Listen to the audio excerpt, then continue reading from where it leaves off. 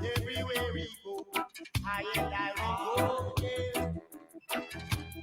And everything he say, oh yes it's hard.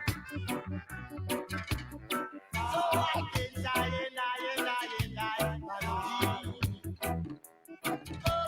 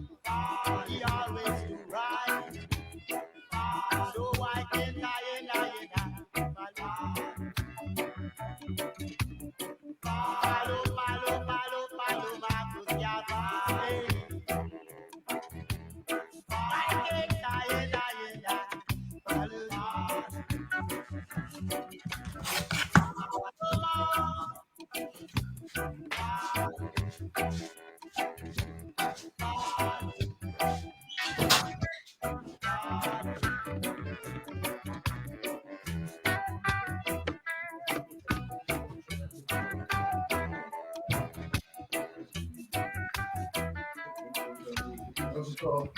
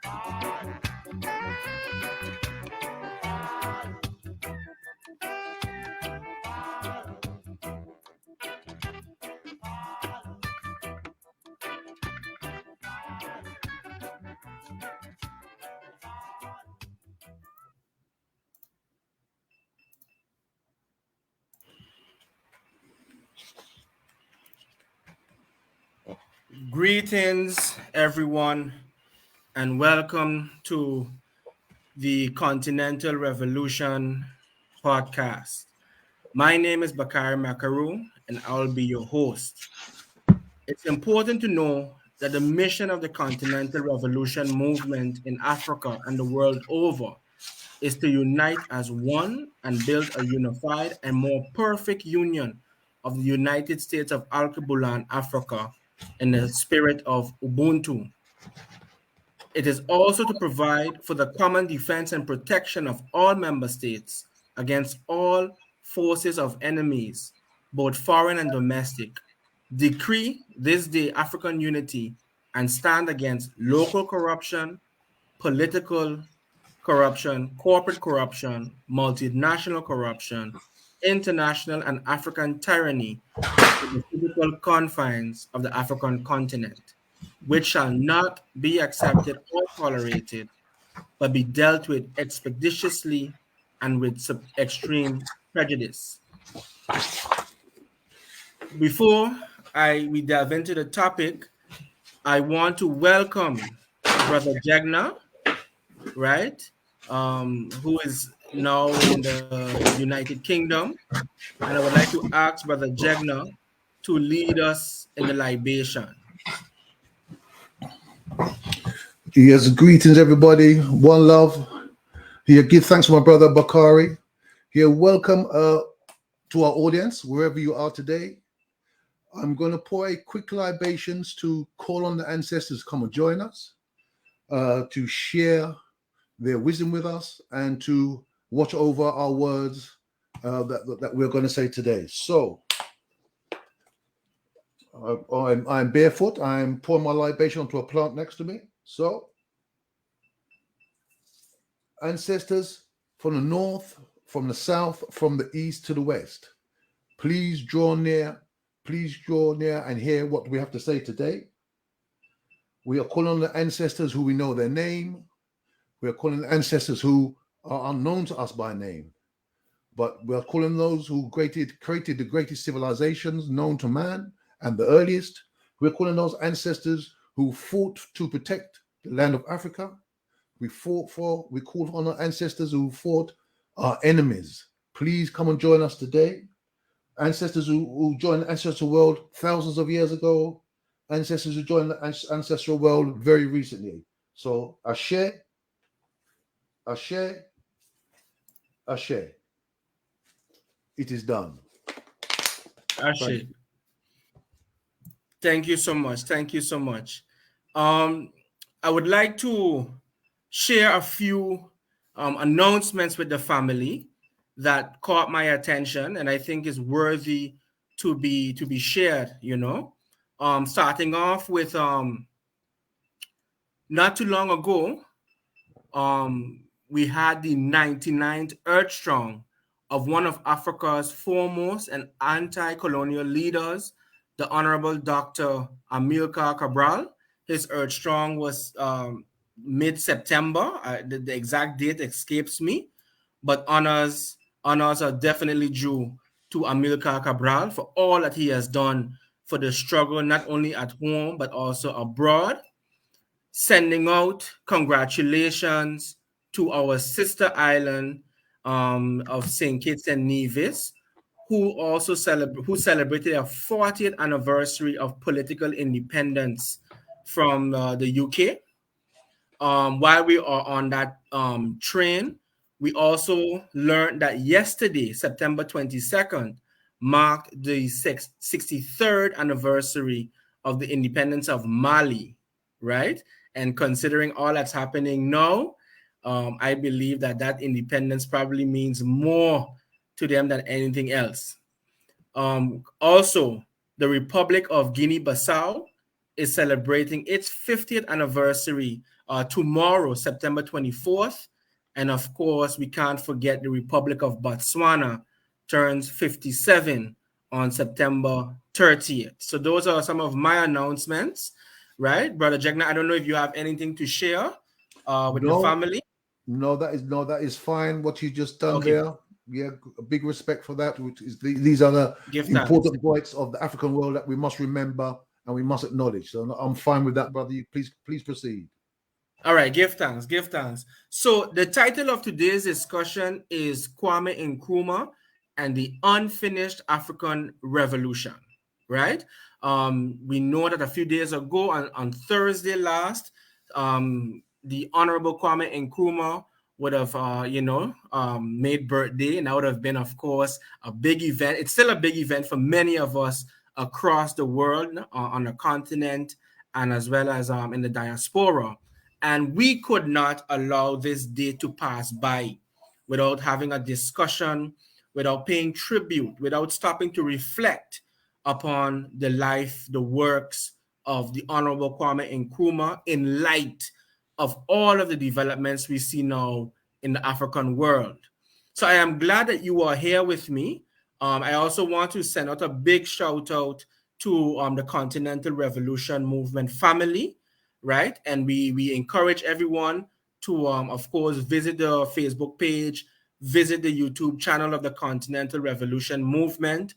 We were supposed to be on YouTube, but we had a number of hiccups, for which we sincerely apologize. However, it's a little learning curve for many of us, but we are going to get it so that we can, be more accessible to the global family who's more familiar with YouTube and such, So I don't know, Brother Jegna, maybe you want to introduce yourself to the family, for those who haven't met you or aren't familiar with you. Just give us a little background. In the Caribbean, we just say, you got to tell us who you're for, right?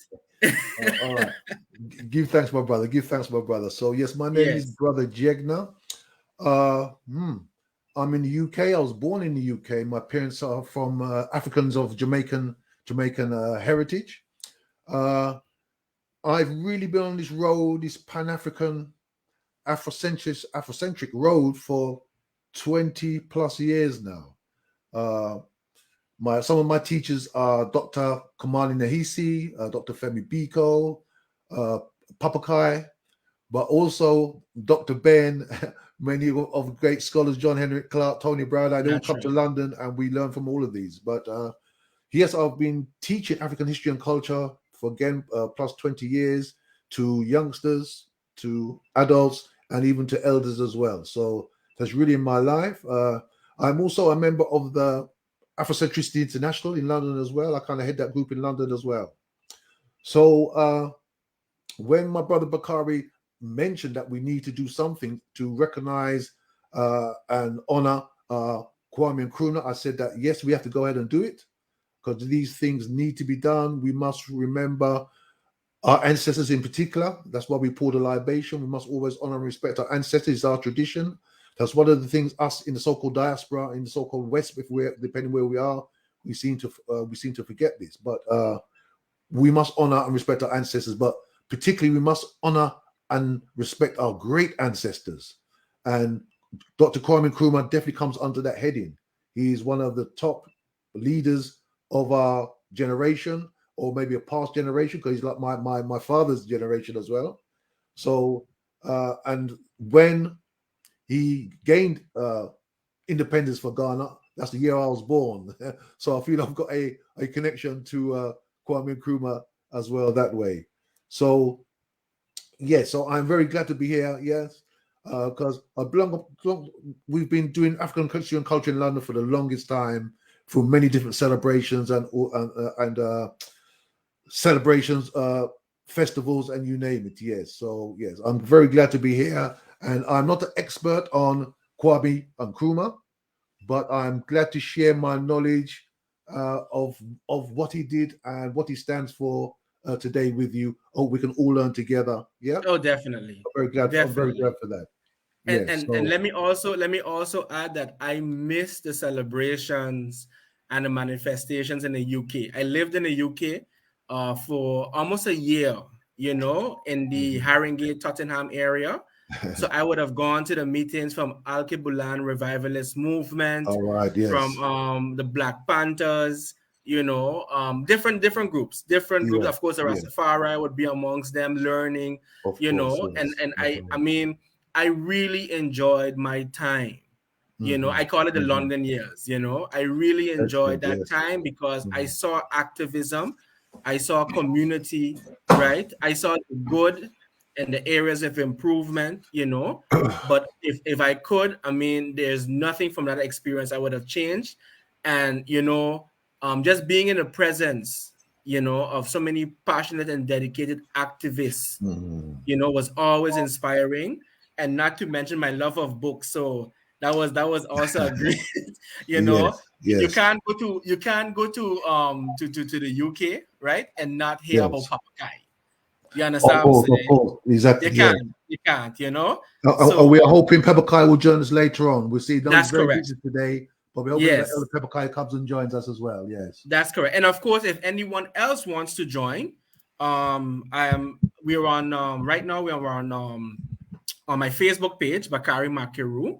We are going to do our utmost to upload this recording to the YouTube channel, right? To the YouTube channel of Continental Revolution Movement. I see Hilon Gwandunge just sent a message asking, is there no Zoom meeting? Are we also on Zoom, Brother Jegna? we are on Zoom as well. So if you can message him back and say click on the link, the link should get them in there. The Zoom link, you should be allowed to enter. Yes. Okay, do me a huge favor, right? Do me a huge favor. Send me the Zoom link. Can you send me the Zoom link via WhatsApp? Yes, I'll try and do and that. I'll put it in the Facebook chat in the Facebook, and then ones can tune in from there. But thank you for that question, and forgive me if I mispronounce the name. Thank you for that question, Hilong Wang Dunge.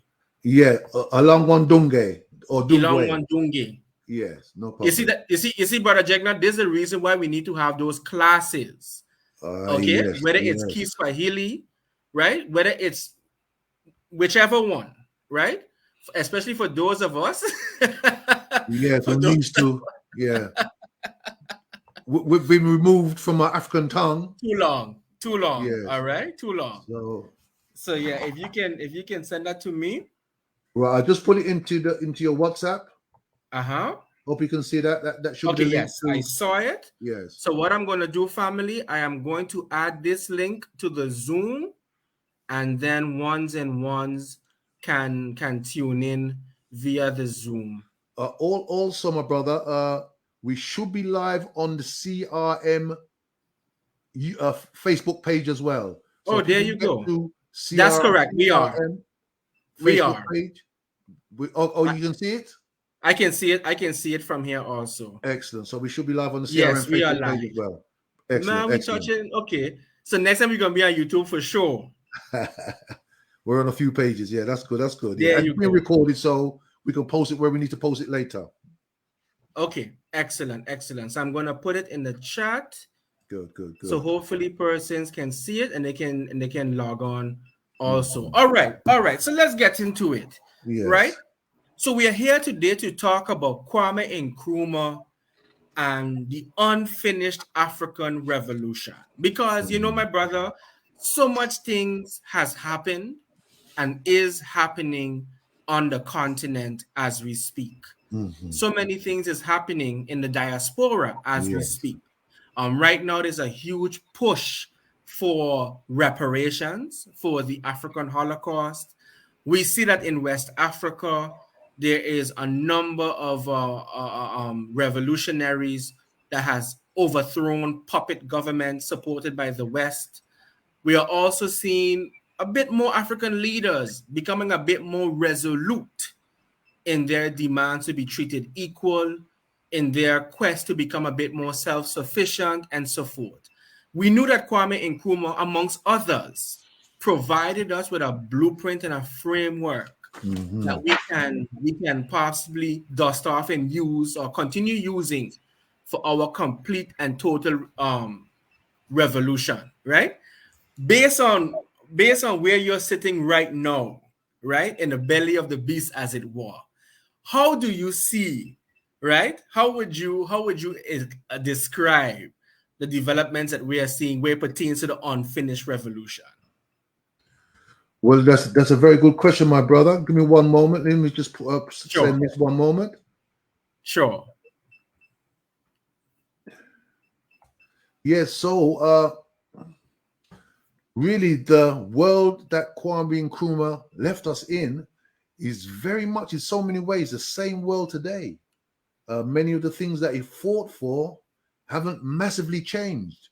You are correct that in the African continent at the moment, there's many things the same neocolonists that Kwame Nkrumah warned us about, spoke about, and wrote about, are still hanging on by their fingernails to Africa.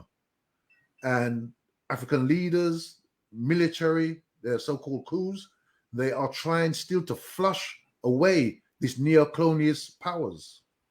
And really, and also the neo-colonialist powers are not just obviously the people who colonized us, but they're African cohorts, the African puppets of the West and elsewhere. So we are still trying today, and many African youth understand this, and many African elders in Africa understand that we are still fighting for what Kwame Nkrumah was talking about and what he was fighting for. So the world, in some levels, is the same world that Kwame Nkrumah left, even though there's been many changes and many battles that he didn't realize probably would happen. But he foresaw many things, because he actually said to us, one of his words were, and I'm paraphrasing, that if we do not unite as Africa and get rid of those colonial Berlin Conference borders, we'll be fighting each other over those borders. And you can see with Nigeria and the West kind of pushing them to go and fight with Niger, that is what Kwame Nkrumah was talking about. These borders were created in the Berlin Conference, 1884, 1885. And we, sadly, okay, if you are aware of, there was two main groups after we were seeking and getting independence from Africa. And they are the Monrovia group, and there is the Casablanca group. So there's two groups of African leaders. So Kwame Nkrumah was part of the Casablanca group. So the Casablanca group really wanted to unify Africa, wanted Africa to come together.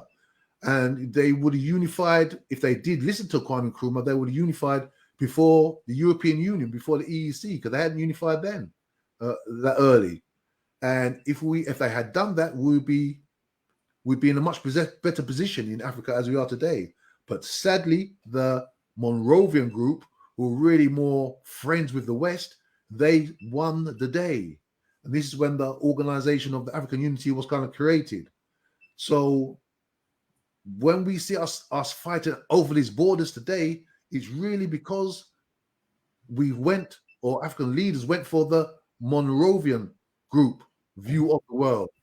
That it's okay, we can stay with the West and be friends with the West, and maybe the West will help us. When Kwame Nkrumah, Haile Selassie, and other leaders, Jomo Kenyatta, they said, no, we need to unite and we'll take care of the business ourselves. We don't need anybody to help us. We could be friends with other people, but it must be on our own terms. So when you see Africa today, they're still struggling in so many ways. Africa, as I'm sure we all know, is the richest continent on the world if you look for the resources that they have. Whether you talk about the sun and the water and the rain, but whether you talk about the resources in the ground, Africa has everything it needs. But what happened to us really during colonialism, and still happening today, it was a mental manipulation of us. So the mindset still kind of says that we need other people to help us. We don't know that we are Africans, we are original people, and we can stand on our own two feet, and with our men and the women and the children of Africa, we can build Africa to the strength and the height and the future that we want for ourselves. But sadly, a lot of what's happening today, many of our leaders, they still see the world through the eyes of Europe, still see the world through the eyes of Russia and Asia. We don't see the world through the eyes of African people. So this is what really Afrocentricity is about. And Kwame Nkrumah actually used the term Afrocentricity, that we must see the world in relation to our own culture, our own history, our own values, and things like this. And then we would be able to move forward. And also the culture is a key part here, because we notice, and Kwame Nkrumah mentioned this, and that when people, it's not just from Europeans, when people attack another people, generally they try to impose their culture onto the people. So the people begin to see the world through the eyes of their conquerors and and oppressors. And when you see the world through the eyes of your oppressor, chances are you're going to follow what your oppressor does and says, because you see that maybe their culture is the best culture, and that's the only way to view the world. So, but That's why and one reason they fight down the culture, because if you've got your own culture and you've got your own God, you are likely to do things of your own choosing. You're like to do things what's in what is good in value to you and not to other people. So these are some of the quandaries that the Monrovia group still wanted to lock in to the West and be the West and think about the West as our brothers or as friends. Yes, despite the racism and other things like that, the oppression that we get, we're still kind of locked into that kind of worldview. And this is one of the mistakes that we made. We understand that we are a free people, but we have been locked into this idea that, well, maybe we need other people to guide us and to show us what to do. And maybe we are free to be friends with these people who we believe are our friends when really they're not our friends. John Henry Clark famously says that we don't really have any friends.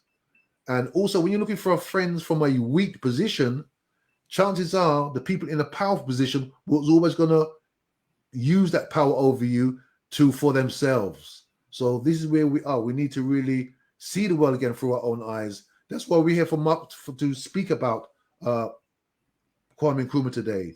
It's very important that we pick up because obviously this title of this discussion this evening is the Unfinished Revolution.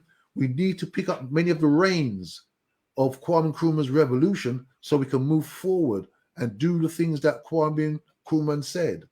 So if I can say here, I've got it when Kwame Nkrumah's Ghana received independence in 1957, March the 6th, 1957. And I just want to say just a few words from what he said in his speech on that day when he got independence. So Kwame Nkrumah said, "At long last, the battle has ended, and thus Ghana, your beloved country, is free forever. And yet again, I want to take the opportunity to thank the people of this country, the youth, the farmers, the women who have so nobly fought and won the battle. Also, I want to thank the valiant ex-servicemen who have so cooperated with me in this mighty task of freeing our country from foreign rule and imperialism. And as I pointed out, from now on, today, we must change our attitudes and our minds." And this is what we're just talking about. He goes on, "We must realize that from now on, we are no longer a colonial, but free and an independent people." So that's the words of Kwame Nkrumah. You can see what he saw at that time, what he believed the future. Yeah, we are independent people now. We are free people. We are not colonials anymore. So we need to go and forge our own path, our own road into the future. And as you see, we do not follow his path fully. And even Ghana did not follow his path fully. They're more coming around to it now. But you can see where we are because we do not follow a great leader like Kwame Nkrumah. So these are some of the reasons why his revolution did not work out, because we do not free ourselves fully from the grip of the West. And as you know, the West, they do not play. At the moment, really, they've got their knee on the neck of Africa. So this is what we need to free ourselves from even today.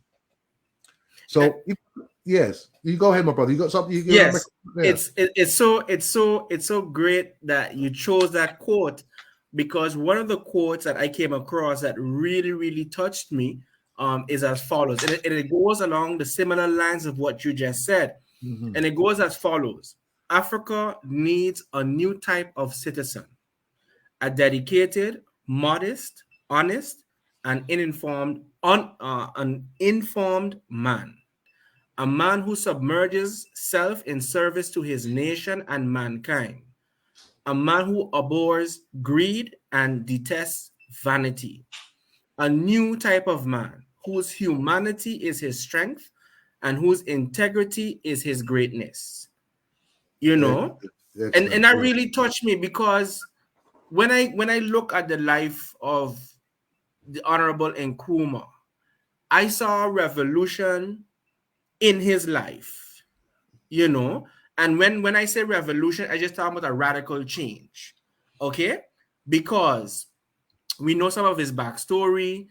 he initially went abroad to study to study theology.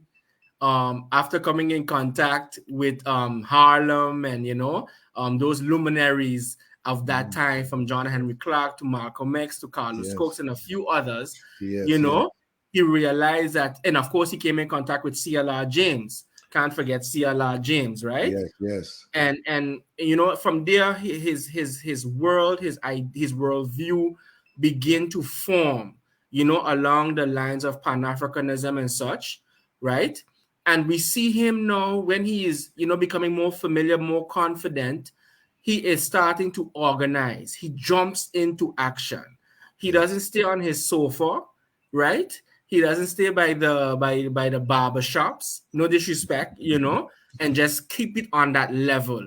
He goes about trying to organize or being part of organizations to raise awareness, to champion decolonization for Ghana, of course, and eventually Africa. And even when he returns, right, of course, we know I'm not too, I haven't mastered that aspect as yet, but from what I've seen is that he was always part of an organization. Okay, an organization that was constantly agitating, trying to mobilize people, trying to demand more. You see, and what I appreciate, right, is that it was about matching theory with his pragmatism. Okay, and from what I've seen, he was trying to organize different sectors in the economy, from women to youth to the trade unions and so forth and so on. Okay. Yes. And while he had let's call it a plan for the political unification of Africa, he wasn't naive in the sense of ignoring the armed struggle aspect. Okay. And what I appreciate is that he teaches us that there are different phases of revolution. Okay. All right.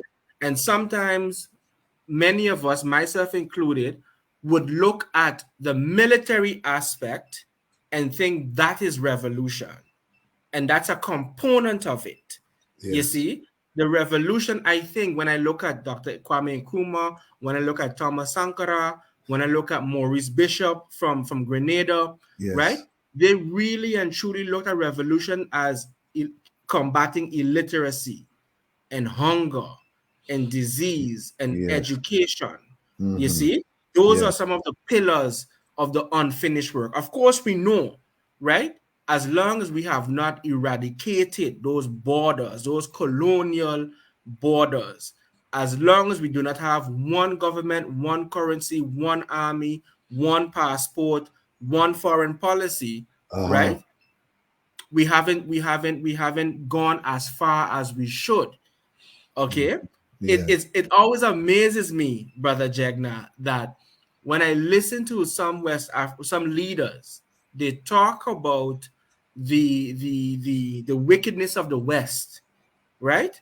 But as you clearly said, we've been with them so long, we've taken on their ways, and we do it against ourselves, and really and truly the case in point is ECOWAS, and to be more specifically, the president of Nigeria, right, at the time, who wanted to use military force against an African country instead of just dialoguing, Yes. And I think again, as you correctly said it in your opening remarks, a number of the things that Kwame Nkrumah was confronted with is still here today. It's changed a bit, but it's still here today. Yes. I totally agree with my brother. I mean, what you just said is 100% correct. 100% correct. So Kwame Nkrumah, let me just say before that, organization is key. And remember that he went to the 5th Pan-African Congress in Manchester. This was and that was an organization, and that kind of inspired him. So when he went back to Ghana now, he was fired up. He said, I know what I need to do now.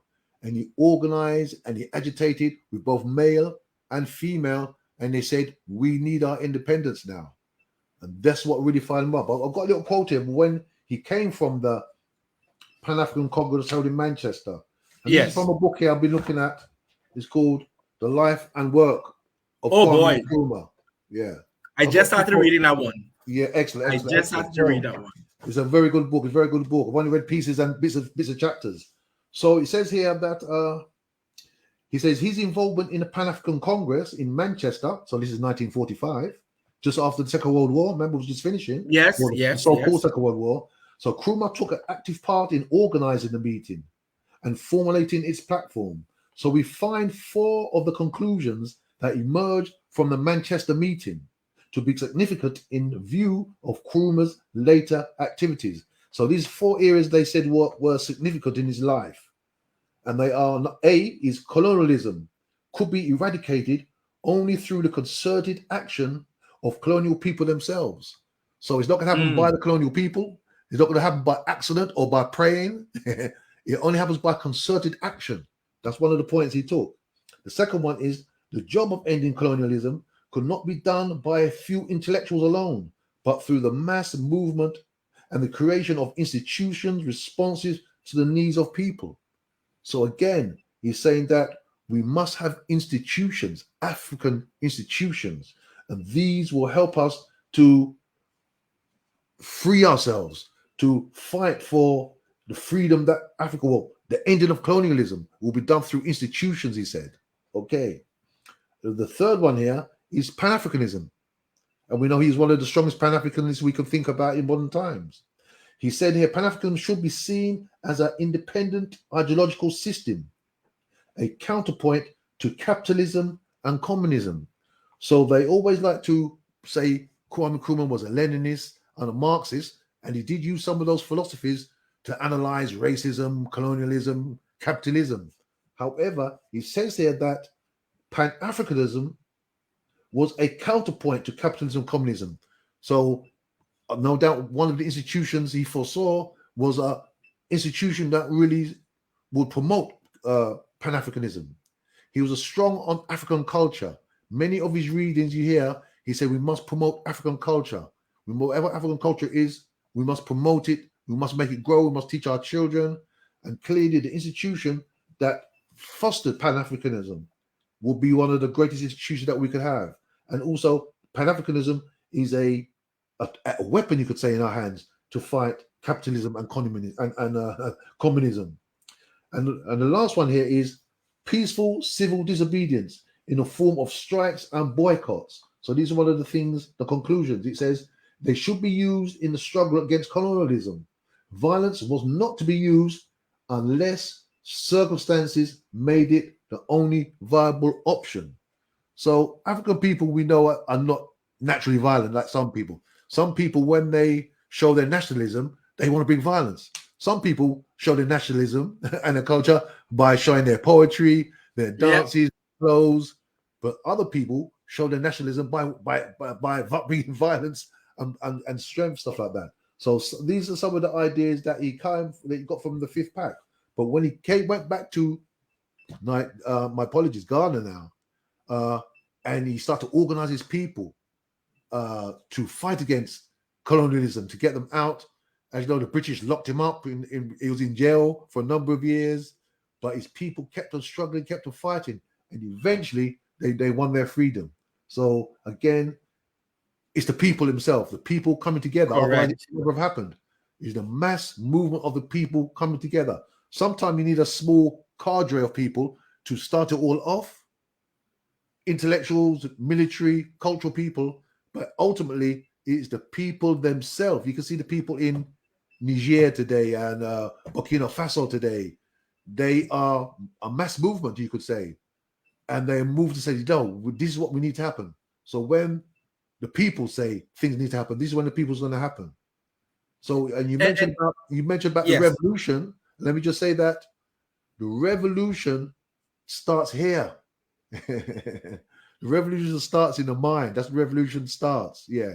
And once it starts in the mind, then we will manifest it in society. That's right. Yeah. That's so right. Go ahead. Yeah, that's right. I like that because when looking at the young captain from Burkina Faso, if I'm not mistaken, Traoré, I can never retain his name good. Right. right? And he has been quoting a number of the revolutionaries from Thomas Sankara to Yes. Che Guevara, so he's linking up, he's connecting himself with that Pan-African struggle, and that was quite refreshing to see a young man, represent himself in that fashion, right? When he was in Russia for the Africa Russia summit, and in Yes. other platforms, he wears it well, you see, and it is really my hope, my secret wish that what's happening now in Mali, Burkina Faso, where else was it? Niger, that Niger. it's used as an opportunity to transform, as I see they have been, because they signed a common defense solidarity pact. They're Yes. looking Yes. for ways to increase trade and so forth. And what I admire most, brother Jegna, right, is Yes. that within a couple of hours, they were able to, and don't get me wrong, I'm not downplaying all of the strategic planning that took place, but Before. within Yeah. a matter of hours, they was able to wrest power, right, from the existing government who's been there for 10, 20 years. All right. And that's fascinating to me, because when you look at other leaders and groups, some of them are under the impression that they need to negotiate. They need to find a way for mutual benefit. Right. All Right. right. Even though they are getting the short end of the stick, right? We always hear conversations about Africa needs to export value added products, Yes. Yes. right?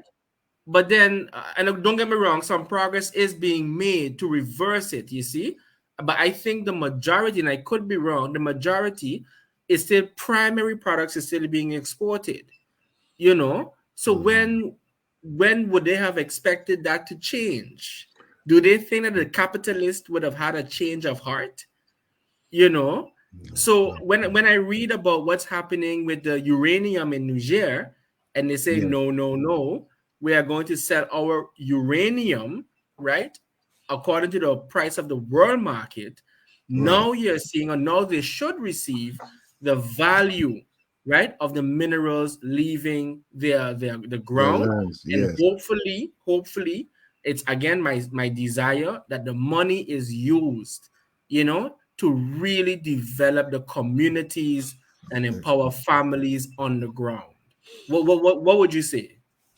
Yes, I agree with that totally. So, uh, coming back to Kwame Nkrumah, he saw Yes. that. What you just talked about, he saw that because he made sure he said, okay, number one, we need to industrialize the nation. We need to make the nation stronger. We need to make sure the nation was not dependent on other people. We must be the basically we need to be the authors of our own story. We need to be the captain of our own ship. So he put in place certain things. So I've got a list here of some of the things that Kwame Nkrumah did to get Go away ahead. from we just take out the diamonds and we give it to other people. We take out the uranium and give it to other people. We take out the gold or the oil and give it to other people. He knew, he made a plan of what we need to do. So these are some of the things that Kwame Nkrumah did. And Nkrumah embarked on an ambitious program of industrialization and modernization. And you see, some of the countries like Niger is one of the most least modernized countries in the world, you could argue.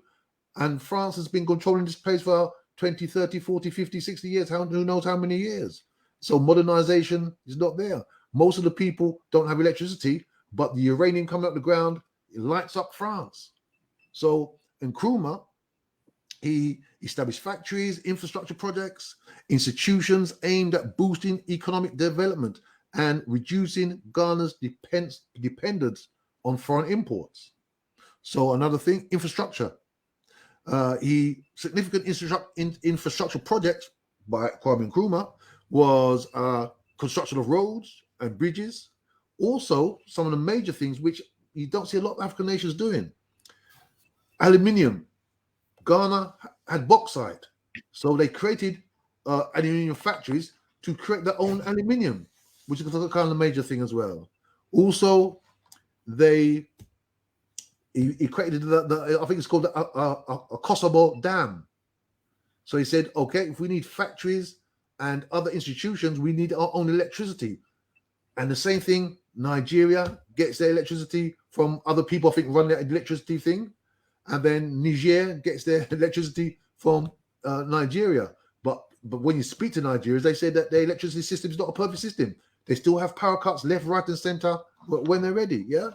And I always remember there was a video quite a few years ago, and I think it was I can't remember, it's either Ghana or Nigeria. There's a hospital and it was operating, and the lights went out, and the people had to get their mobile phone to shine the light to light up the the operating theater to yeah. Okay, so let me just say that Kwame Nkrumah, he created the dam. I remember when Kwame Nkrumah created the dam, so many people said, "Oh, what's he doing this for?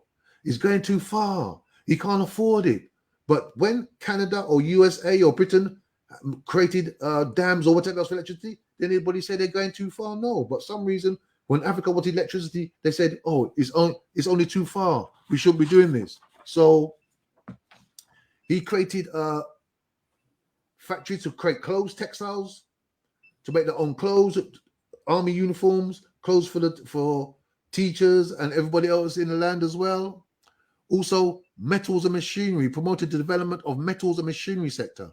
This is including establishment of factories for the production of steel and other metal products. Steel factories. This is in Nkrumah. This is like in the 1950s, 1960s. Also, he promoted a healthcare system. When the British left, only maybe in the cities people have healthcare. Most of the people in the country, out in the sticks, out in the bush, healthcare was virtually non-existent there. Yep. Same thing with education. Slightly moving the needle really from the infrastructure. The educating was like for a clique, and those clique all that's educating would help the colonial government to help them to extract the wealth from the nation and export it. But again, most people, they didn't have education or they didn't have healthcare. So these things that Kwame Nkrumah, he worked on himself to make sure that these things was in place. Also, there was another major thing that he did there. So I think he focused on the mindset. Let me just say this: he focused on the African personality, because he brought in the concept of conscientism. Yes. Conscientism. Okay, and this is like a mix, a blending, or a bringing together of conscious and consciousness. So he believed that the two elements were crucial for individual and collective action. Conscious represented a moral and ethical sense of duty and responsibility, and consciousness referred to a deep awareness of one's social, political, and historical conscience. So he always believed that there is a mental compartment to development, mental compartment to progress. I was one of my teachers, Ferry Beaker, said a long time ago, many of these African nations got independence, but not one of them created a department within their government to take care of the psychological aspects of the nation. To say, okay, you've been colonized for 50, 60, 70 years, whatever it was. We need to undo what has been programmed into you. Not one nation did that. And wait, hold on. Ahead. Yes. According to me, Kwame Nkrumah he established an institution called the African Ideological Institution. Excellent. And I think it spoke to that. Yes. I think it spoke to exactly that, Yes. I think it was called African Ideological Institution. Right. Because Excellent. Look now, the European part of me was saying, but why would he create an institution to brainwash people? But then the African in me was like, no, if we are creating a new country, nation, you need a new mindset. You can't have the old mindset going into a new dispensation. Exactly. You see what? Because it's not going to serve you. So if we are talking about African centeredness, if we are talking about African nationalism, you have to, that seed has to be planted. You literally have to break down the individual and build them back up. You see what I'm saying? So I see exactly. Just respectfully, I think he did set up something like that, especially for the civil servants, especially for the public sector workers. If I'm not, he had that. But I stand to be corrected. If anybody in the chat is listening who has more information, Yes, I please am go open ahead. for correction, you know? Yes, no, I don't disagree with you. When I was saying that many African nations don't do it, I'm sure Kwame Nkrumah, he understood the nation of culture and the mindset as well. He knew that we had been dominated, and the education system given to us was really, because the education system, what was left in Africa, Ghana obviously will be the same, was to foster the exploitation and the manipulation of the African minds, so they could better take the resources out of Africa. So he knew that he had to undo that, because he spoke of the African consciousness. He spoke about the African mindset. I can't remember the term he used, but clearly he knew that we had to reinvent the African. What that quote you mentioned earlier, we did a new African. This is like the talk of kind of Marcus Garvey, who he was a big follower of Marcus Garvey. He said himself, when he was a student, he said that one of the greatest things or books he read, what inspired him, was the Philosophy's Opinions of Marcus Garvey. So from that, he knew that he had to get this new mindset into African people, which is very powerful. So the idea is that indigenous people, Nkrumah advocated that Africans must draw on their own philosophy, their own indigenous philosophy to move forward, he said, and traditions as a basis for building a unique African identity and ideology. So Nkrumah was really about modernizing the nation, but also the new African, what you mentioned before. We needed only a new African could move forward. And the sad thing was that we did not, at least in Ghana, did not move that way. Because when Kwame Nkrumah was, sadly, he was overthrown. I think he was on a visit to China, Vietnam, and policemen, army men decided that we're gonna throw him out of government. Why would you do this? Why would you do this to the person who he created so many factories and industries? He reformed agriculture. They created factories to create their own what do you call it, for the crops, to take care of the crops and things like that. Yeah, he created a dam for electricity. He created the factories. They made their own shoes. They made their own clothes to create work. Yes, and then you overthrow this person. And one of the saddest things was when they overthrew when they overthrew Nkrumah, in the schools they removed his face and they did not teach his ideology in the school system. So what would that be about? The man who actually got you freedom from colonialism, some reason you don't want your children to learn about him. So that kind of shows you that maybe there's kind of a hand behind these people who kind of overthrew Kwame Nkrumah, and obviously he lived the rest of his life in exile. So why would you do? And I remember when more recent times when the US overthrew Saddam Hussein, they said don't speak about Saddam Hussein, and they actually got rid of the flag. But later on, Iraq said, no, this is our flag, and they reinstated their flag. But they like to break away from the past, and that's what they kind of did to Kwame Nkrumah, because he's a military government. But the number of years that they was there, because they thought that, they said that, Kwame Nkrumah, he was corrupt, which was a lie. They said that he was maybe kind of power mad, a dictator, which maybe he did come strong, but he had his own idea. This is where we must move. Yeah. And they said that maybe he's been in power too long, because he became prime minister in 1957, 1960 he became president, and he obviously created enemies. So I'm sure that other people started to, around the back of him, start to whisper. The campaign went on. We need to get rid of him. So, but why would you have a coup to get rid of somebody who did so much? If they looked at the countries around them, how many countries had gone as far as Nkrumah did? And when you speak to people today, even Ghanaians, they'll say to us, that's one of the biggest mistakes we made, because it set us back for 20, 30 years by getting rid of Nkrumah. How far would we have been with Nkrumah still at the reins, or still influential in the nation, at that stage? Which is kind of crazy. Why would we do that? That's why I always think that there was hands behind the scene who was manipulating Africans, and then you see the coups over Africa. And it's obvious that France created a lot of the coups in their French-controlled African nations, and a lot of the time they'll kill the leader, and then bringing their own man to continue it. Because even with the Monovian group, the one who created the what's that term? He created a concept. It's like a weak form of Afrocentricity, but he was in that group. Oh, negritude? Thank you very much. Negritude, yes. So it was a kind of look for the world for African eyes, but it's still a very more of a friendly to the colonial powers and stuff like that. He was part of the Monrovian group, and he kind of stopped. He fell on the side of the West to slow Africa down as well. So there are so many things. So I've got a quote here about women as well. Kwame Nkrumah, he said that women must be a big part of what we do as well. So I'm looking for a quote here. He said, whatever we must do, we must have women there at the forefront of what we are doing. So give me one moment. I'm sure I've got a quote here.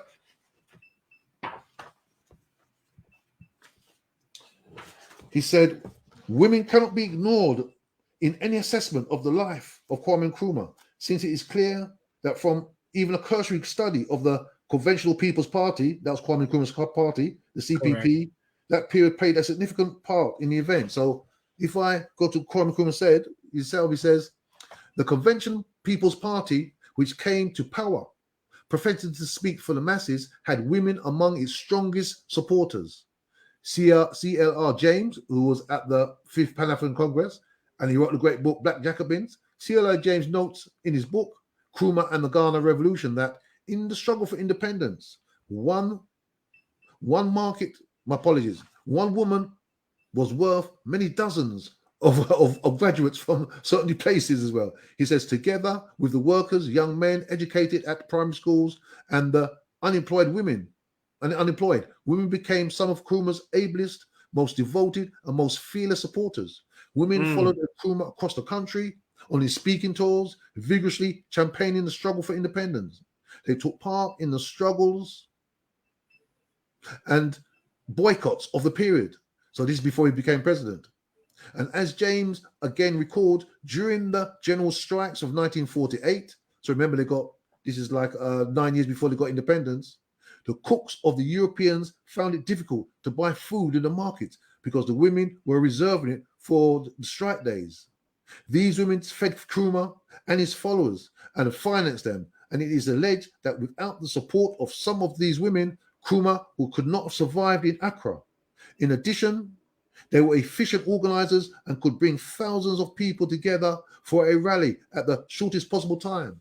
So you see, part of the revolution, what brought Kwame Nkrumah, basically they said that without the women, Kwame Nkrumah would not become president. He would not become prime minister.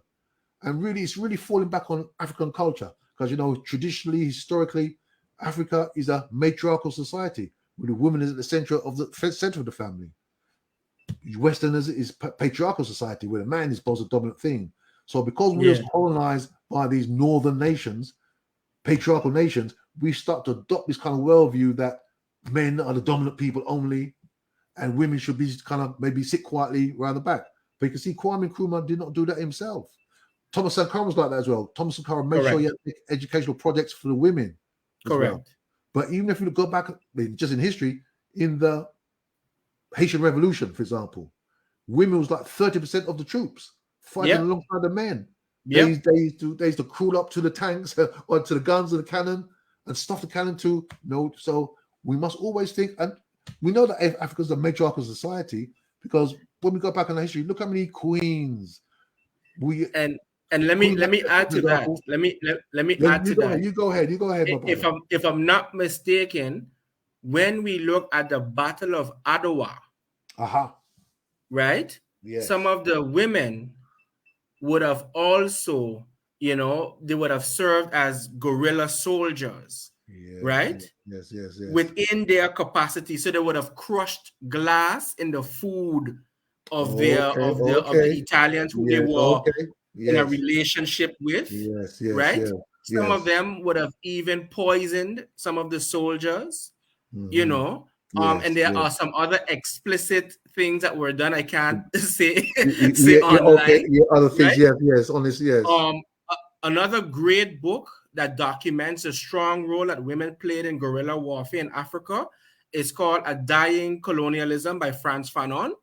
And he talks about how the women Yes. Yeah, how the women during the Algerian Revolution, the critical role that they played in bringing notes, food, supplies, were able to get behind enemy lines to extract intelligence and then bring it back to the soldiers.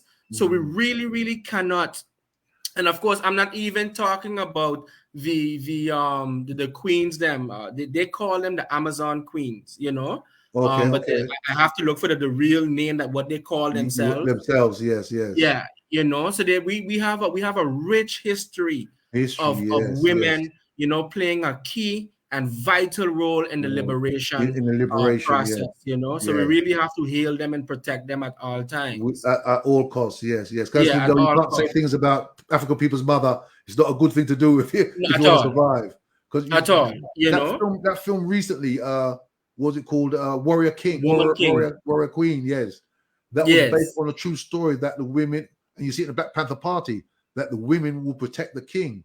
So it's a true life thing. Most powerful as well. Gaddafi had an army of just women. And many of them was African women as well. Yes. I'm telling you, so these guys, they knew something. You understand? They knew something. One of our heroes on St. Martin, her name is One Tete Loke.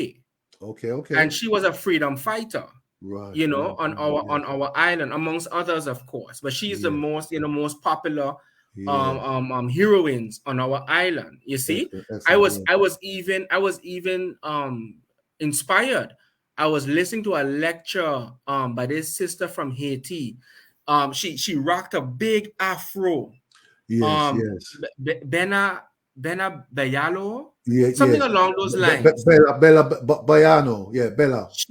I love that queen. Well. Yes. Love that queen. Okay, so if she ever see this video, we love you long time, right? Right?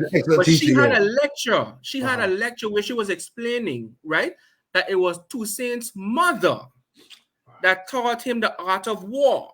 Yes. You see? And I always learned that this enslaved Africans that they took, right, that went to Haiti, they had military background also. That's right. So they were familiar. When we read the book from Randolph, Unbroken Agony, right? The history about Haiti, he talks about that.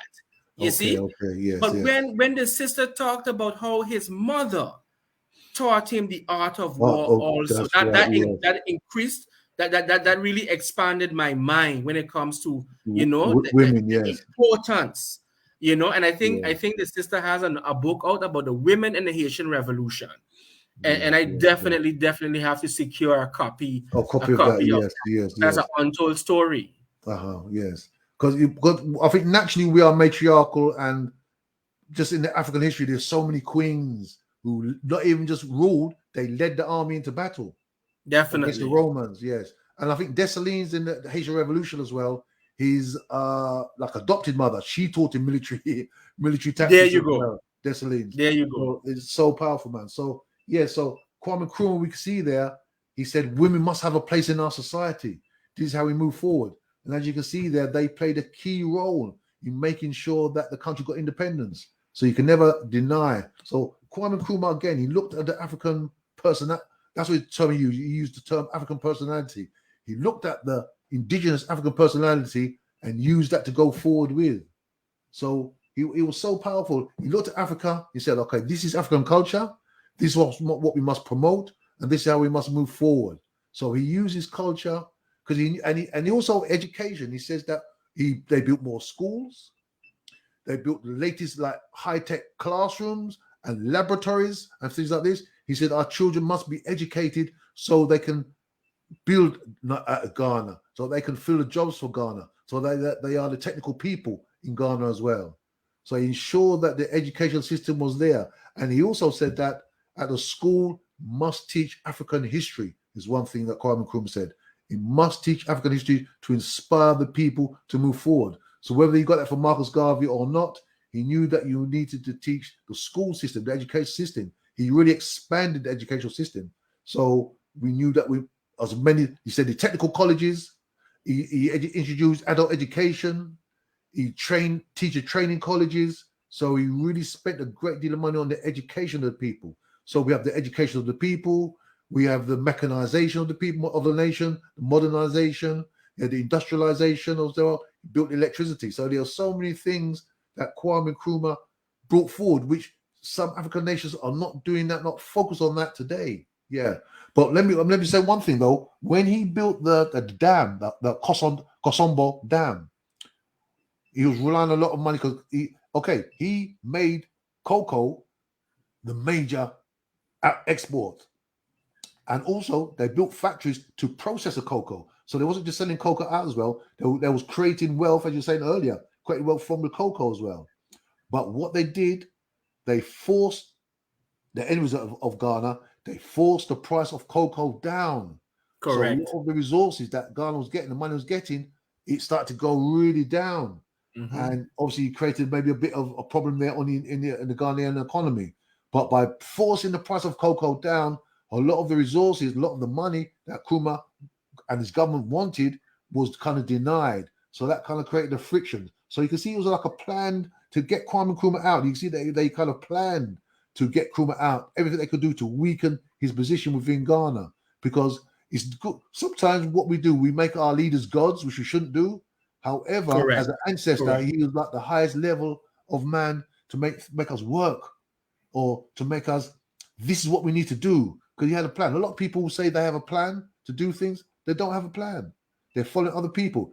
He followed his own mind. He said that we must industrialize, we must modernize, we must do for ourselves, self-reliance. So a lot of the things what he created was to create worth, so we do not have to rely on people outside of Ghana. I think that's one of his big focus was self-reliance, which again you could argue was a Kwame Nkrumah thing. So my apologies, is a Marcus Garvey thing. Self-reliance is a key thing. Do for self, and then you just continue to do for self. And when you need technical help, there's no problem asking for technical help. But for the most part, you just do for self and you just kind of move forward. So that's one of the key things of Kwame Nkrumah as well, which I love about him. So all right. Culture, or what he thought about culture, yes? Kwame Nkrumah. Sure. He says, one abiding effect of the leadership of Nkrumah is that the people of Africa must now have a consciousness of their cultural identity and possess a definite pride of culture.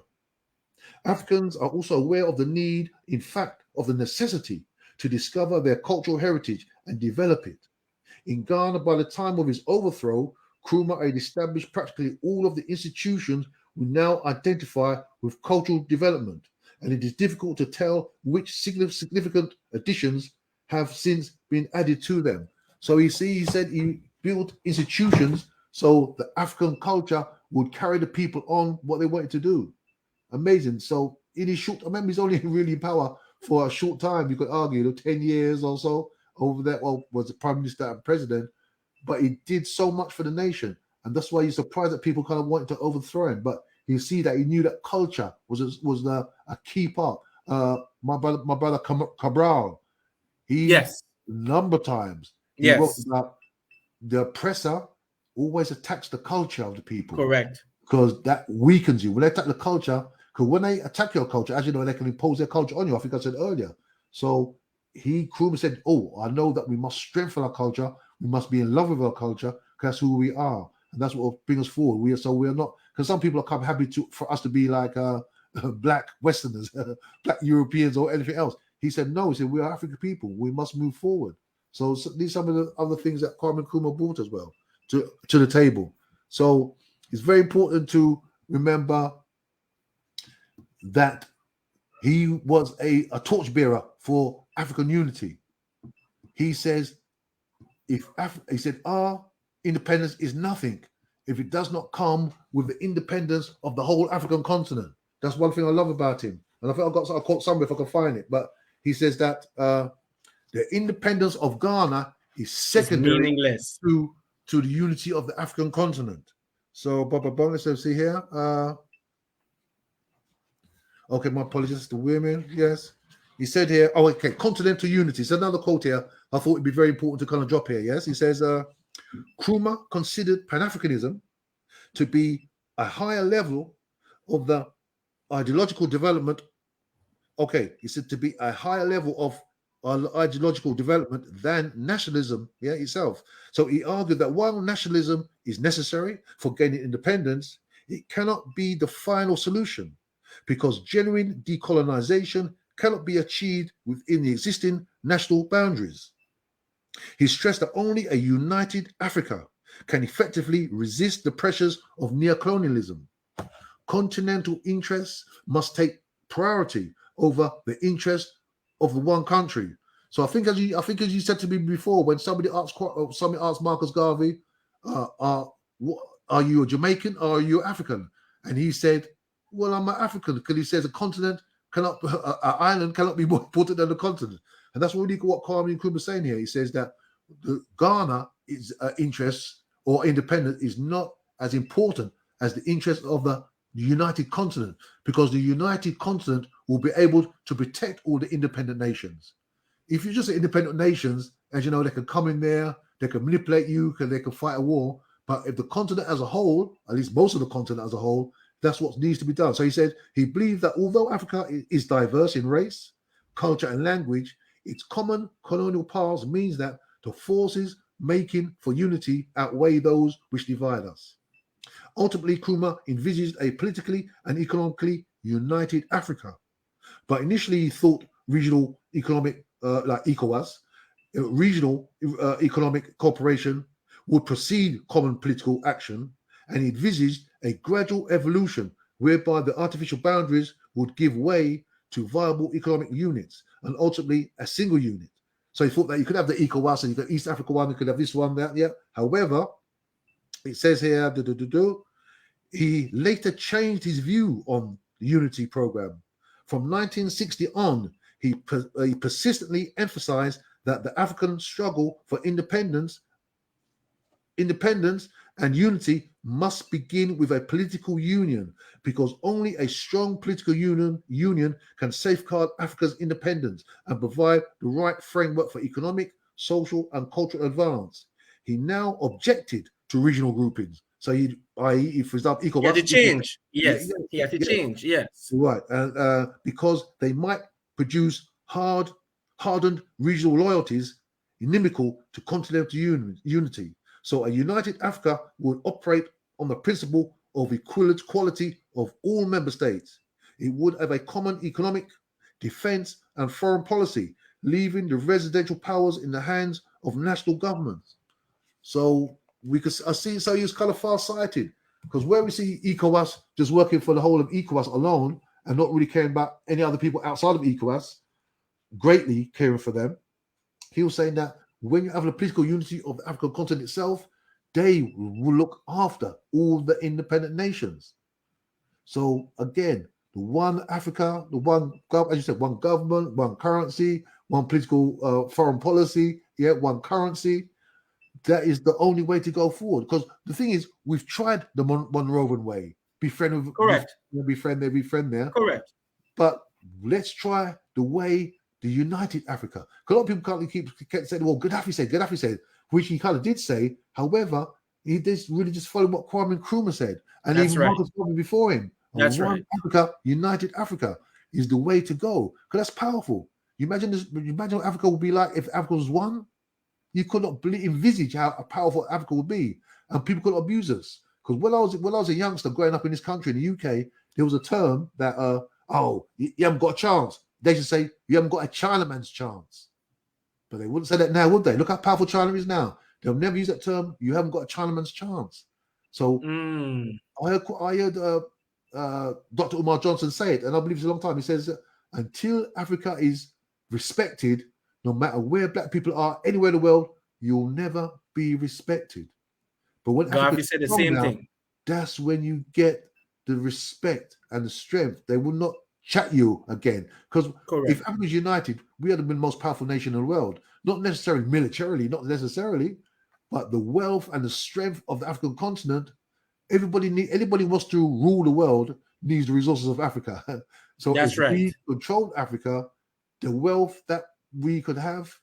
Sheikh Anta Diop created a book about the Federated State of Africa. Sheikh Anta Diop. Yep, classic. He says we've got sun power, we've got water power, we've got all the resources in the earth. He said again, Africa doesn't need anything from anybody. We may need some technical help here and there, but generally, Africa does not need anything from anybody. Correct. We have it all.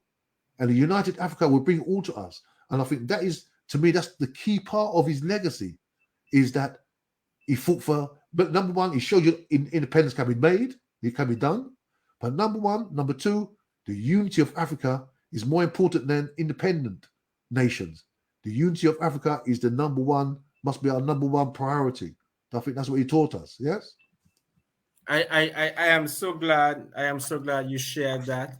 Let me just take a time to shout out some of our viewers. We have Ilong Wang Dunge. Yeah, right? Yes.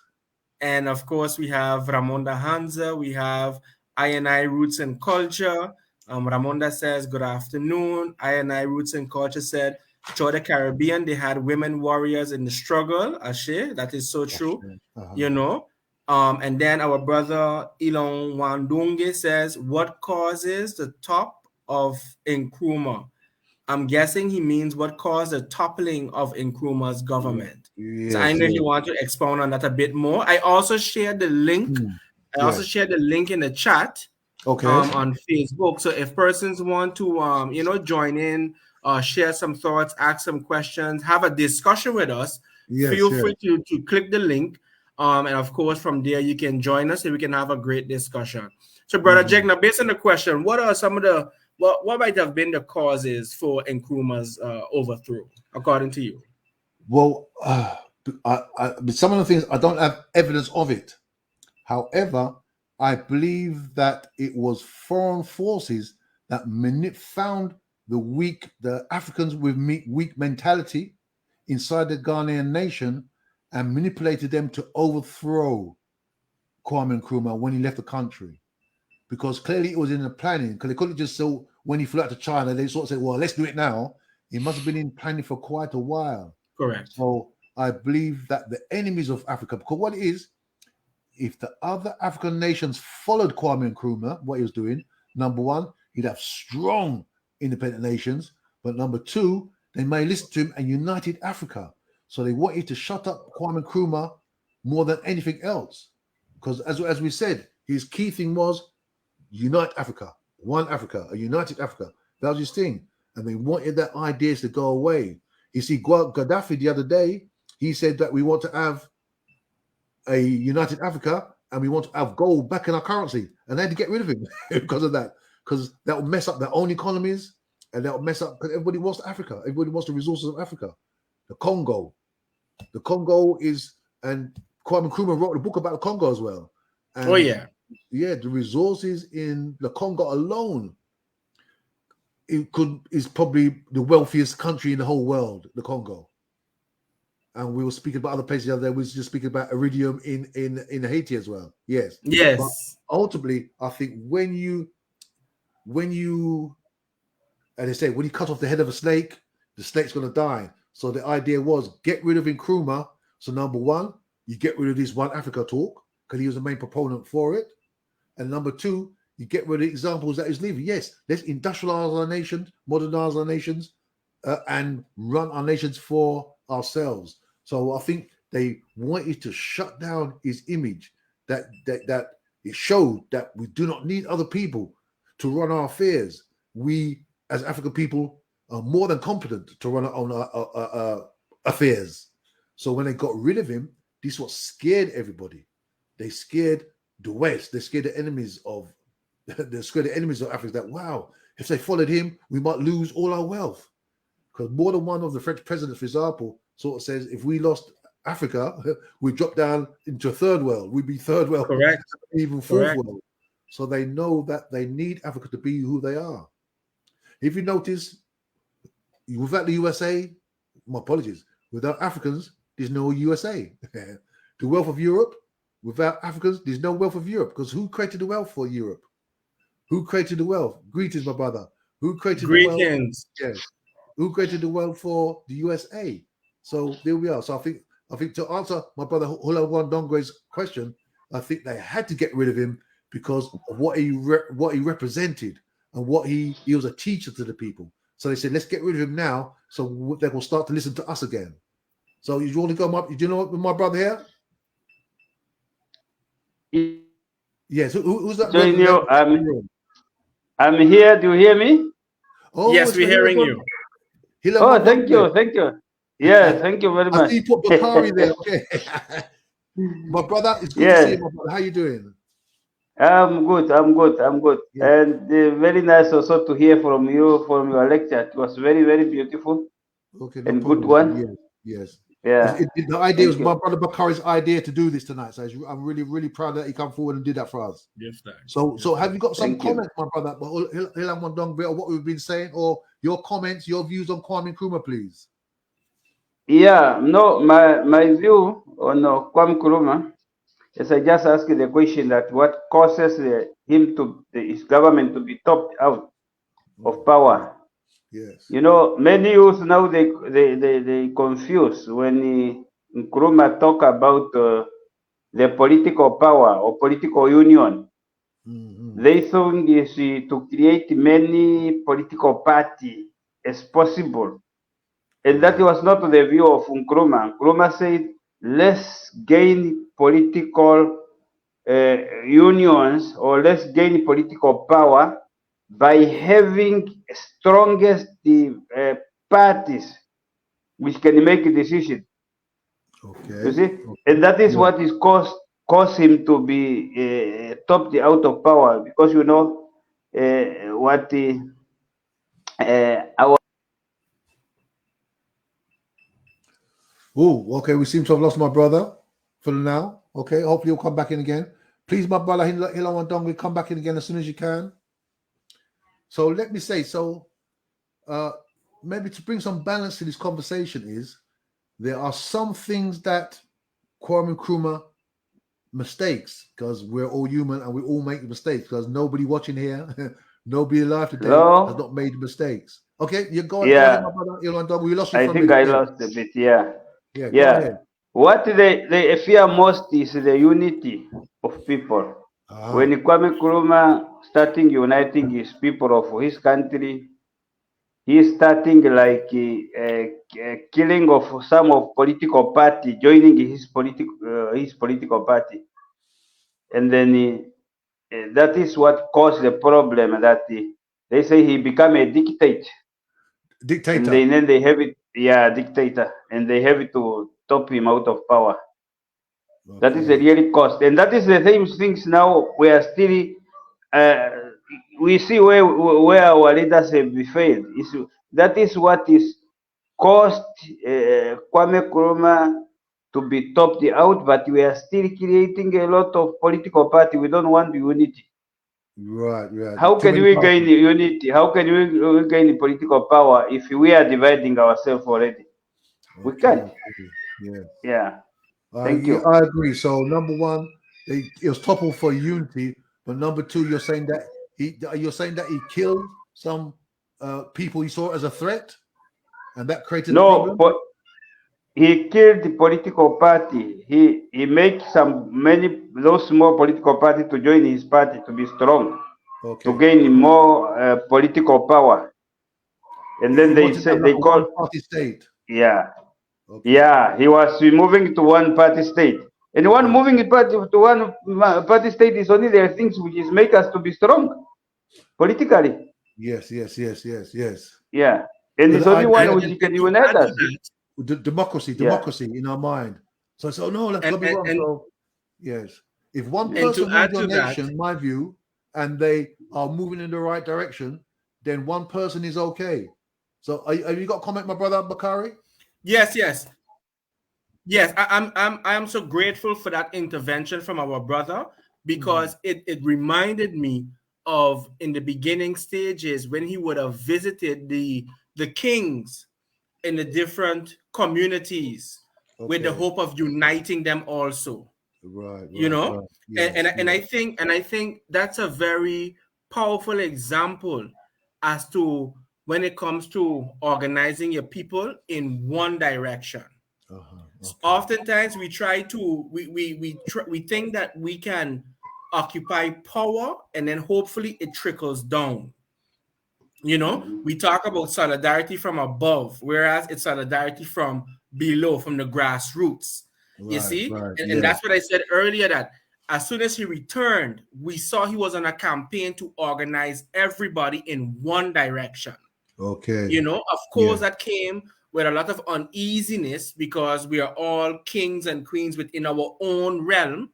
And here is someone coming now and basically saying, look, we have a grander vision, and you are an integral part of that whole. So many persons think that they was giving up power, but they weren't realizing what they would be gaining in the process. And I think that's where we go wrong sometimes. We only look at the small thing that we are giving up, but we don't consider, had we truly adopted, right, the framework of our Pan-African fathers, right, in terms of a political federated government, we would have had a better ability to negotiate as a bloc. I think that's yes. We lost that. You know, I think we maybe I'm still doing my research on it. Maybe the BRICS might create some leeway. I don't know. Maybe joining the what is it? The G20, right? Yes, I don't know. Yes, but what I'm saying though is that if we do not adopt similar approaches by constantly looking for ways to organize our people, the youth, the women, the men, the workers, you know, the different the market women and so forth, we have to continue that tradition of raising the awareness. And that's what made them great. Kwame Nkrumah was great because he was a great communicator. He could speak with the people on the corner, and he could speak, and he could speak with the people at the United Nations. He was that good. So for you to be able to mobilize common people, right? As you said earlier, brother Jegna, right? Oh gosh, we lost our brother. But bro, come back. You're always welcome. Okay, come back in. You're always welcome. Right?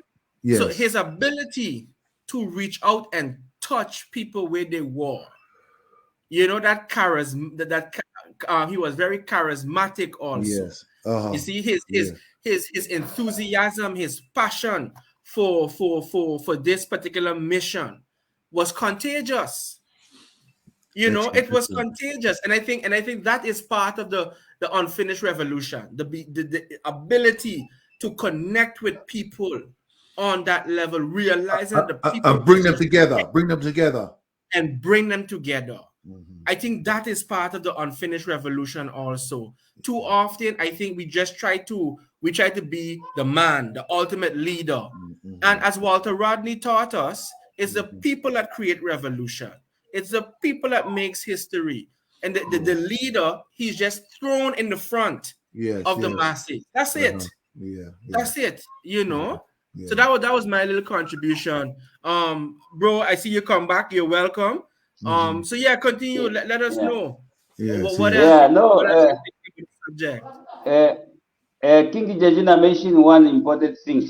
It's about democracy. Yeah, our people, they understand democracy so wrongly. That's why we are losing of that unity. Through democracy, we are not going to achieve unity. Yeah. And my brother, just for the record, where are you calling from? I'm currently from Ivory Coast, but I'm from southern area of Africa in the country called Namibia. Yeah. Okay. And if I may, how is things in the Ivory Coast? How is life there? How are the people? How is the family? No, Ivory Coast is just like the whole Africa is mostly the same. Okay. Yeah, we are all just in the same system. You can see people are living well here. They can produce their own food because the first leader really did something that he encouraged them to produce their own food. Ivory Coast there is no hunger. Good. They are eating their own. What they produce is what they are eating. But it's a most country which is captured by religion. Religion here is everywhere in the street. Next is a bar, here is a bar, here is a restaurant, here is a worship place. Right.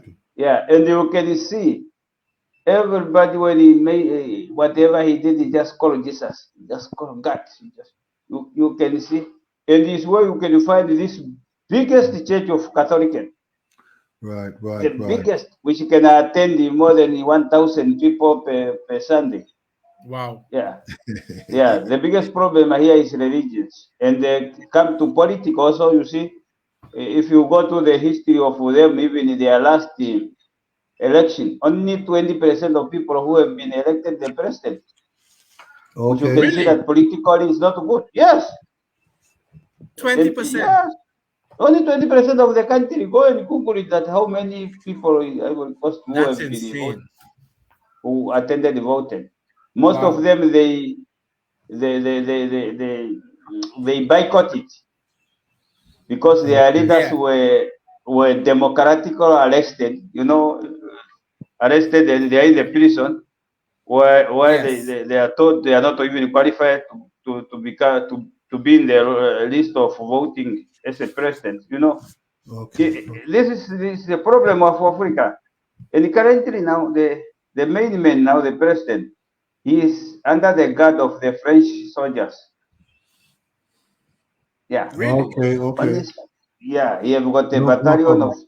2,000 of French soldiers. You see, Africa, the whole of Africa is the same. Our leaders are not serious. Mm. Okay. Yeah. Or tell you That what, is if I can, sorry to interrupt my brother Hilang Wandongwe. Let me just yeah. come back to Nkrumah very quickly, though. Is that in my mind, Nkrumah made a few mistakes. So one of them you just mentioned, my brother Hilang Dong, was that he was maybe getting rid of political parties to have a one party, and that created friction. Whether it was right or wrong, either way, it created friction and made the nation maybe more unstable than it would have been before. Another weakness in my mind is I've got a couple that will come to my mind straight away. Number one is that he said what we was going to do. Rather than keeping certain things very quiet behind doors, he said, we're going to unite Africa and we're going to do this. Yes. And he kind of told Yes. everybody what he was going to do. When sometimes it's wise to say some things, but keep other things very quiet indeed, so people don't know all of your details. And obviously, when he said we're going to unite, and united Africa is the only thing, which is cool, but that made the enemy says, whoa, perhaps we need to get rid of this guy kind of quickly, because you can see how he's talking. But my other thing about Nkrumah was that he, at one stage, maybe after he got married, maybe he got married to this Egyptian woman. I think an Egyptian or Arab kind of put them together. But then in Kwame Nkrumah started to speak about, he stopped to speak about Pan-Africanism so strongly, and he started to speak about continentalism, or even once he used the term all African. So continentalism and all African started to include the North African Arabs into our unity. And when Pan-Africanism started in 1900, Pan-African Congress in Westminster with Henry Sylvester Williams, Arabs was not part of that. The Pan-African Congresses, Arabia and the Arab nations were not part of that.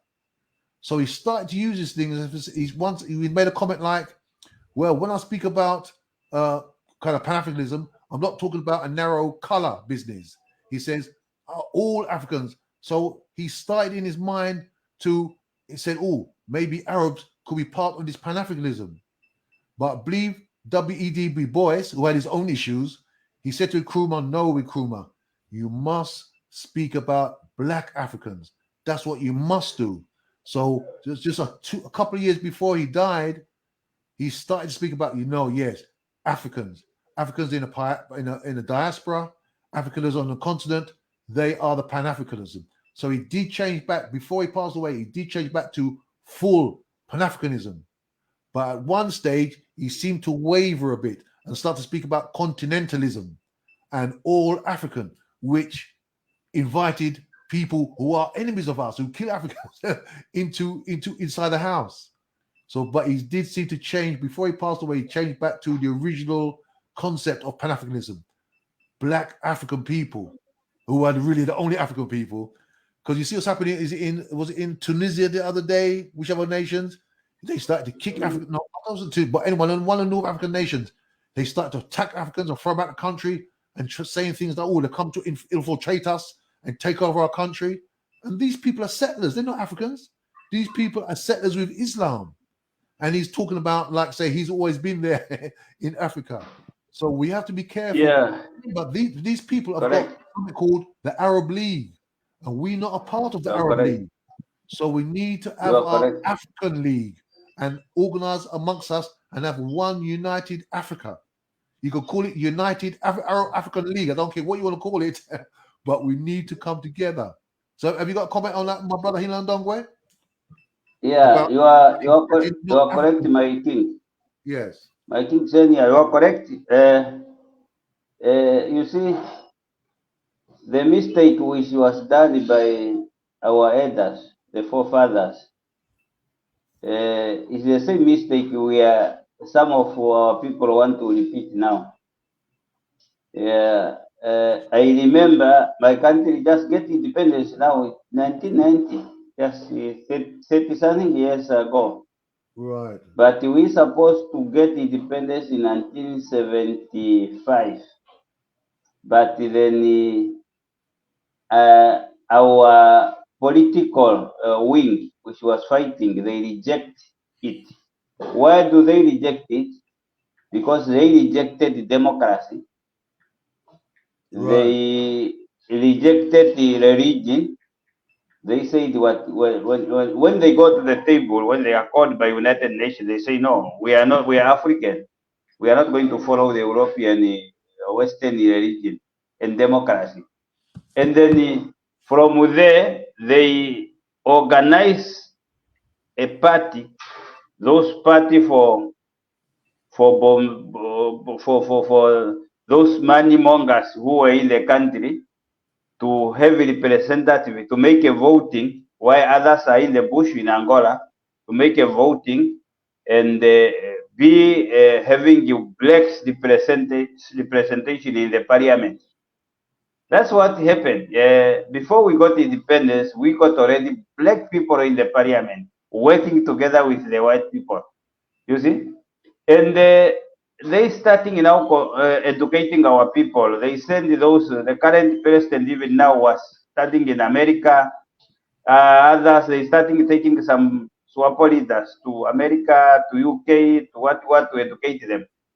And when it come after, when you talk about 75, now we go to 80, we go to 90 where we get independence. When it comes to after 28 years or 30 years again, they see that now they have been miseducated a lot of leaders. A lot of leaders now they are with them. They can understand what is democracy. They understand what is religion. And then they start now convincing the whole world that, no, let's get independence. When we get independence, we are going to be able to change. And that's the same things that Nkrumah have been accepted. But if you see on Nkrumah, it's only the first or first and last president who I saw polling libation to his ancestors on his inauguration. I never saw any other African president anymore. Yeah, his vision was an African, but he accepted to go in the system so that he can change later. And that is the biggest mistake. And this is the mistake we are still fighting to go in the system so that we can get political power through the system and change, which is not possible. A Pan-African person, if he go in this democracy system will swallow him. If he want to change, either he will be killed or somebody have to fight, some political party have to fight and defeat him. That's only the way. Let me ask this, brother. Could somebody come to power in any African country and then say to the other parties, say to all the other members of the other parties, says, what I want to do is create one party. I want all of you in the opposition to come into this one party. Could it ever work? So there's one party and all our ideas, because when you have 2 or 3 parties, Because remember, the nature of a democracy, European style, is that each party argues and fights with each other. That is the nature of their politics. That's what we're adopting. So could a one-party state become a one-party state with all the political leaders will agree we're going to join one party together? Could that ever be done? It's going to be pretty hard. But is there a possibility? It will not be a possibility because, when people are creating parties, first is the enemy, is the hatred which is coming between them. Yes, yes. And when hatred is coming between us, then I understand my right. I create my party. I take my family out of the main party. I took my friends out. I took my region out. I start insulting you and what. These people, they don't love each other. They are in the same system, but they totally hate each other. They don't even eat on one table. So it's unlikely. Because it's very unlikely. Yes, the problem is the hatred which is people are creating first. They know the system creates hatred. So it doesn't create love. Let me ask you this then. What about a one Africa then? What is the chance of a one Africa? Because this is the real legacy of Kwame Nkrumah. A one Africa. What about the chance of that happening? Yes, the chance of achieving one Africa, it's a possibility. If we jump out of the system of white supremacy, we can find one Africa. If African people, it's a revolution of the mind. Yeah, it's a revolution of mind first. If African youth, they fully understand that democracy is destroying them, and they jump out of democracy and find a revolutionary, which is Pan-African revolutionary, then we can able to achieve a united of Africa. But if it is the same thing that the AFFA in South Africa is talking, or AFFA in Uganda is talking, United of Africa, but still they are hating their country brothers and sisters, then we can find it through that system of the white which is created to us to follow. We will not find. You can even see that the democracy is well managed by the West. Up to now, they are donating money. When there is any election in Africa, they have to donate money. Yes, it's well managed. Well, let's put it this way. Let's put it this way. The European Union funds the African Union. Okay, so that makes a difference. Yes. We see that the East, let's say China and Russia, they are making investments in Africa, in different parts of Africa. You see, so that also plays a role to a large extent. I think again, if we find a way to use Nkrumah's model to organize, to reach out to different groups, because many a times the governments in Africa, right, is really quote unquote different groups because of different, slightly different cultures. One is from the north, one is from the south. We don't eat this, they eat that. One could be Islamic, one could be Christian. You have those tensions, you see. But if you could just find an ideology that says we are African, a middle ground, I think it could be possible. And I also think, to be quite honest, that we in the diaspora have a large role to play, because many of us feel like we're more African than African self. Sometimes. And that's a compliment, That's a compliment. It's a compliment. Yes. You see? Because because of that, I think it can, because look at reggae music. Reggae music has been a unifying factor, right? It has been a vehicle that has really inspired the unification of Africa also. You understand what I'm saying? Yes, we can go down the line. We see like a number of people from my part of the world are traveling and visiting Africa, making connections, making investments and such. I think that can play a role, you see. the leaders that we have, the ideology that we have is going to die out. There's a new group of Pan-Africanists emerging, Pan-African leaders emerging. They are being birthed, they are being developed, right? Who will be prepared to take that mantle to unify Africa. But this group might not do it. This group might not do it. It's going to take us who are on the ground to support organizations and institutions to do that, Brother Jegna, when you talked about, we're going to wrap up very soon, maybe like 2 minutes or so.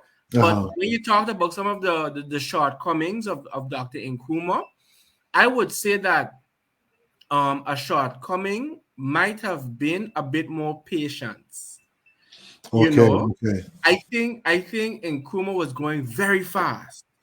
I think he was like way ahead of his time, and I think that while persons have supported him, I don't know if they really understood and embraced what the sacrifices that it would take in order to get to the goal, the promised land.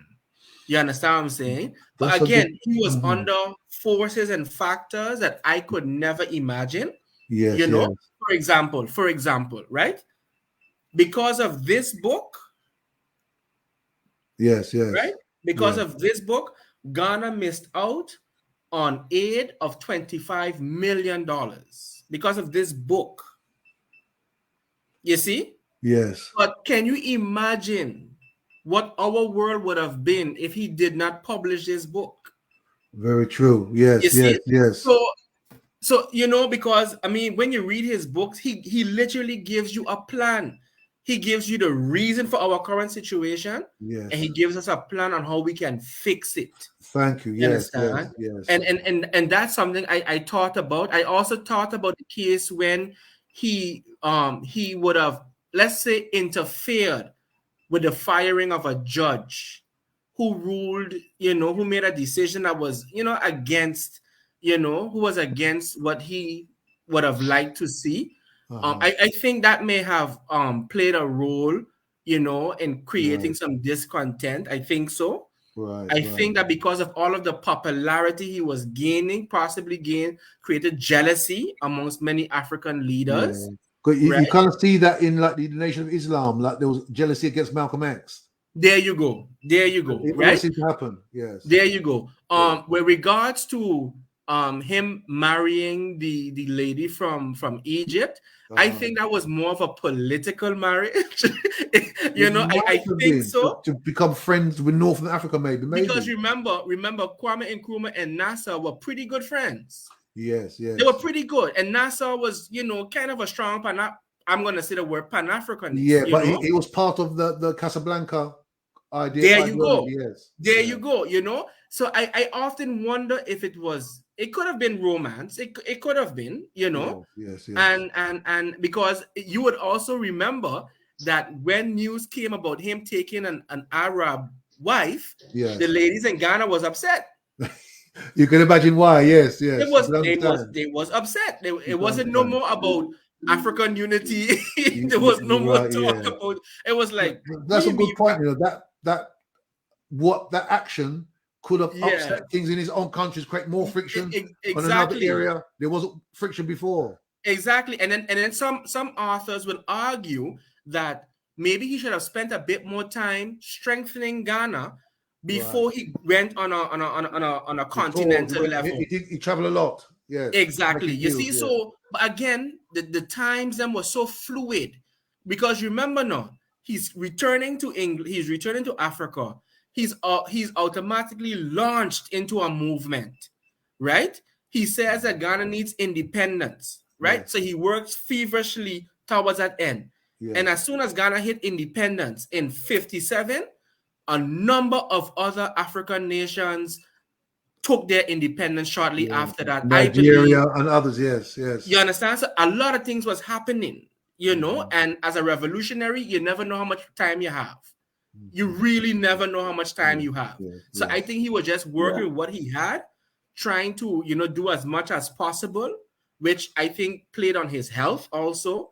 You see what I'm saying? Because when you look at some of the reports, he was suffering with a number of different ailments. Right, yes.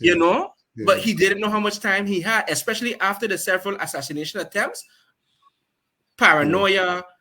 You know how much time you have. You gotta get things going. You know what I mean? Sure, yeah, and then secondly, when you fall in love with a vision, you become obsessed. We as men, we know when you say you're going to do something, you become obsessed. Whether you want the sister, whether you want the job, whether you want the land, if you want something, you become obsessed. And I think he became obsessed with it. I'm not going to put it in a bad way. He might put blinkers on him, so he couldn't see left or right. He had the blinkers.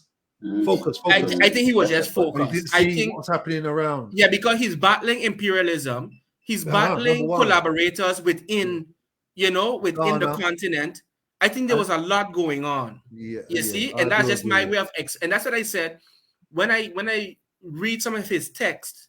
When I read texts that support him and those that opposed him, I still fall in love with Nkrumah because of his humanity.